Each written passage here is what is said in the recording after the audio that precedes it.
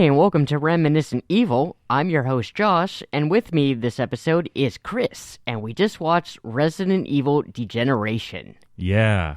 Now, for those of you unaware, it's not set in the main cinematic Resident Evil universe we're used to. Not in the Paul W.S. Anderson universe. Correct. There was no Mila Jovovich in this one. Yes, but it is still within the Resident Evil universe, canonically, when it comes to the video games. Yeah, this was a slight departure from what you've been doing normally. Yeah, well, I mean, technically it did get a theatrical release, not stateside, but in Japan. Yeah.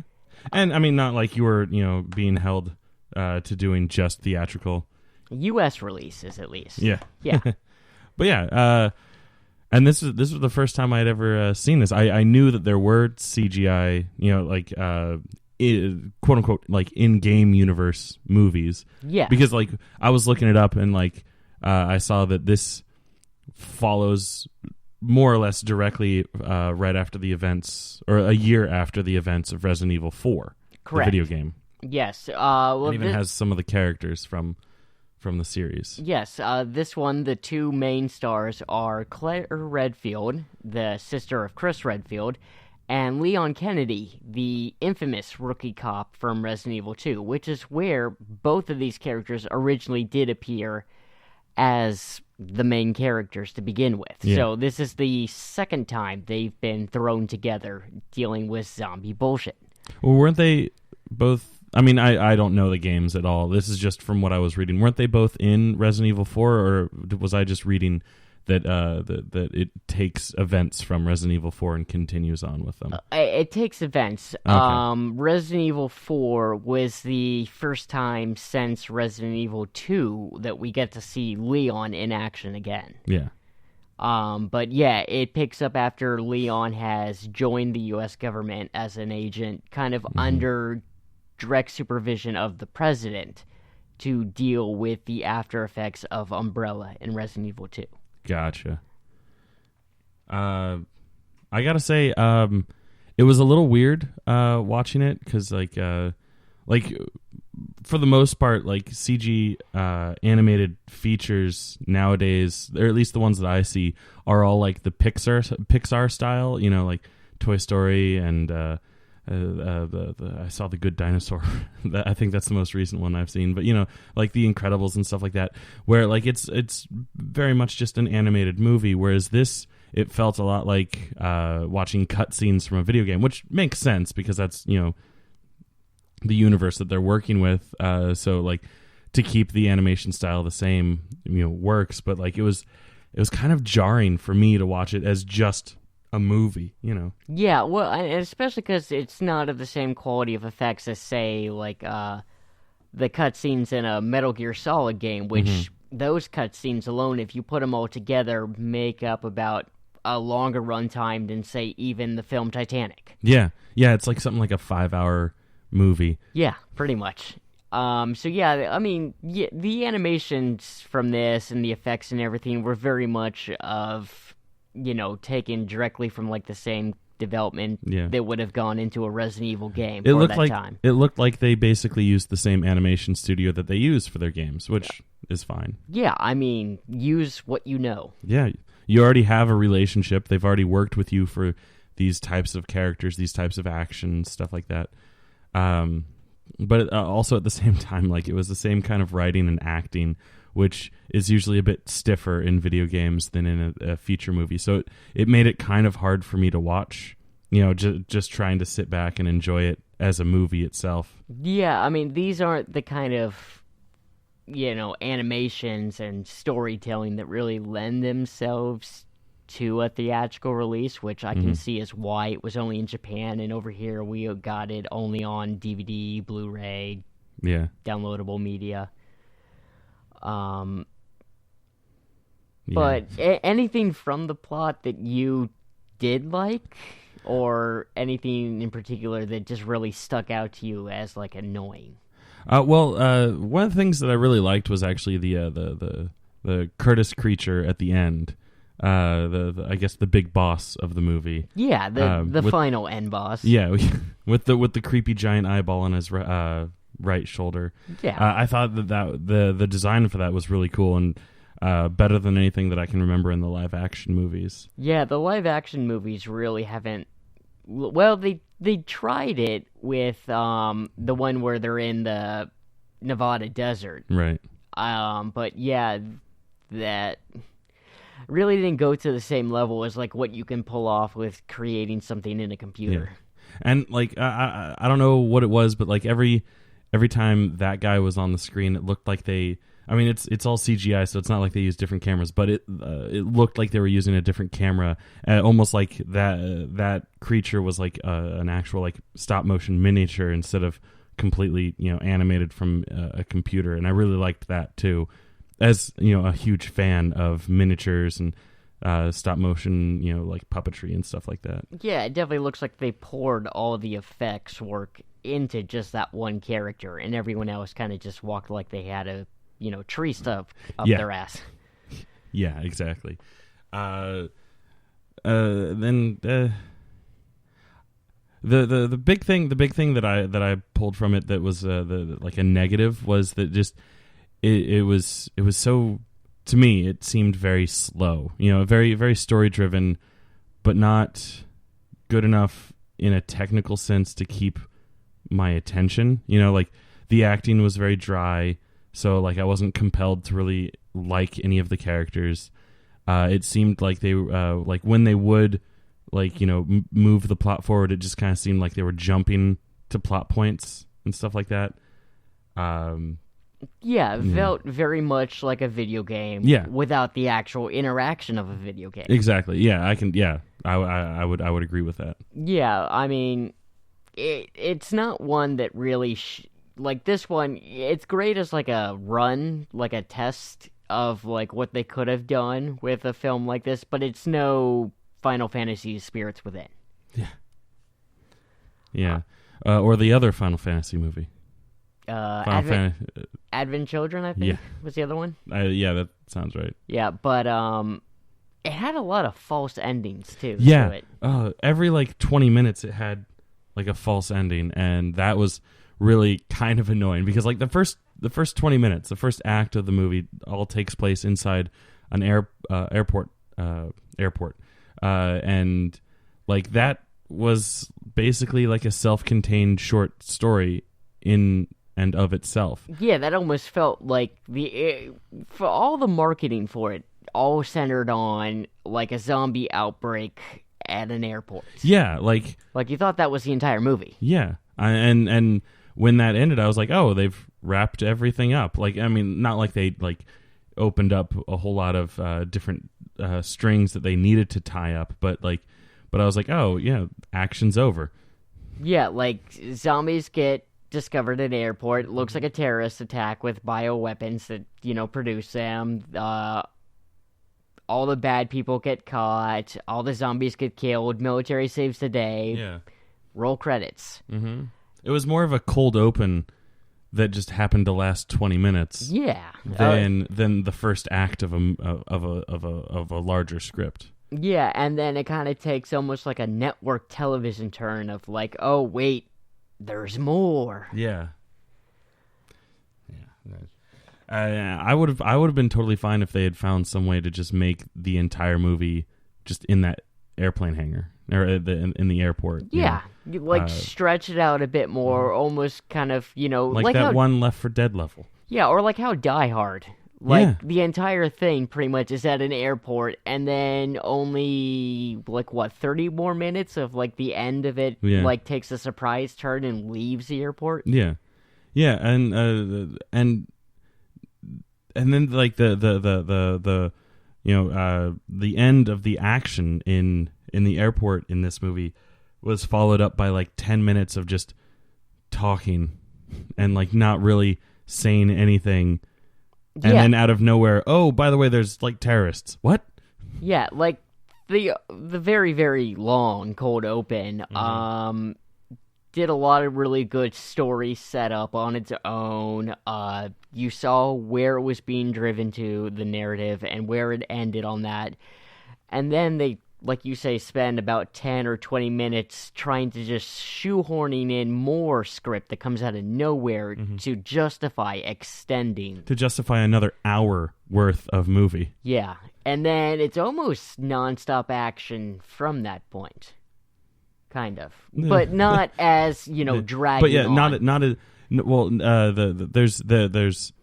there's things happening for like the next hour, but like still a lot of it was just like, oh, okay, this is tedious. Yeah, it's a very, very long journey to okay, now the story is moving at a normal pace. Yeah, and like basically the entire second act is just kind of like there, and like that's where you get like, Curtis is related to what's her name, the cop lady. Yeah, who is supposed to be like a female analog to Leon's very first dealings with all this.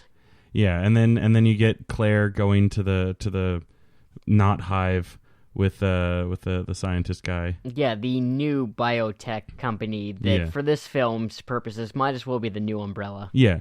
By the way, it was cute during the first like 10 minutes where Claire is like, "Do we have any weapons?" And the next thing you see is like cut to her holding an umbrella that's colored red and white. Yeah, and I was like the Umbrella logo. Yeah. I even blurted out. I was like, "I get it." Yeah. She didn't even have to open it up, and I get it. Yeah, I mean, she even becomes self-aware. Like, she looks down, and it's like, well, who didn't see this coming? Yeah. But yeah, then and then the bio lab thing explodes, and that's where like Act 3 starts, and it kind of hits the ground running and keeps going. Thanks to the terrorist, or at least the one being painted as a terrorist, transforming into a huge monstrous creature. Yeah, and then, but I remember at that point I was like, "Oh my god, there's still like 30 minutes left in this movie." Yeah, because like I was like, this feels like the final battle, which should only be like the last maybe like 15 minutes, including the denouement after the battle, and I was like, "Oh my god." 30 minutes. Yeah.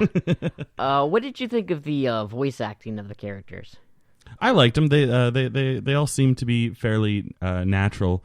I remember during the movie, I was like, I feel like I recognize this guy's voice, and we looked it up, and like a lot of the main cast are pretty well-known voice actors. The guy that did Leon is the one that did Leon in the games. Resident Evil 4, yeah. I think I saw the same thing with Claire. It was the same Claire, and I also did notice that Claire played the voice of Lydia on the Beetlejuice animated series. Yeah, so it was nice to see that she's still getting work. Yeah, right. That's a big chunk of my childhood. Yeah, mine too. Yeah, but yeah, like beyond the typical like problems that you run into when you just redub something from a foreign language, like where some of the lip movements don't seem natural, but then again it's also just an animated movie, so like the lip movements aren't going to be perfect all the time anyway. It's not overt where like their mouth is moving an extra 5 minutes and it's like it's not like a Godzilla movie. Oh jeez. Yeah, no, they did a pretty good job of matching the movements, just but and for the most part they were believable voices. I liked it. Yeah. Also, realizing from where canonically this would take place within the video game universe, there's 3 companies mentioned in the film. The first 2 in the beginning, TerraSave, which is just a wonderful name, and Will Pharma, don't have anywhere else in the video game universe except for in this film. But are they in the second film as well, the follow-up? I don't believe so, because they kind of just serve purposes within this one. But I guess Will Pharma kind of imploded at the end of the movie. Yeah, literally. But the last one they show is Tricell, which is a huge component of the Resident Evil 5 video game. So I feel like in a lot of ways also this was sort of like a marketing ploy of what this film was to get people excited for the 5th Resident Evil game, because I believe this was done either right before its release or sometime after it had been released to kind of fill in the gaps of what had happened between those two video games, Resident Evil 4 and 5. Gotcha.